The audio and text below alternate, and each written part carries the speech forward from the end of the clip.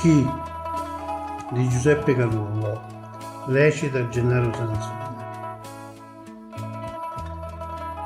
Non la conosce sta passione antica, l'unico bene che sta vita mia. Una femmina che amò è l'ombra amica, che aveva che scrivere in ogni poesia.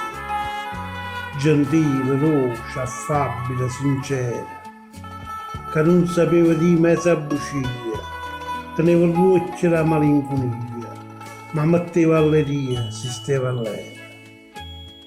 Povera me, co cerca a fare st'amore, se da tanto tempo non sorride più, ma è rimasta soltanto in tuo cuore, che sonno bene. Non vuoi capire? Se tu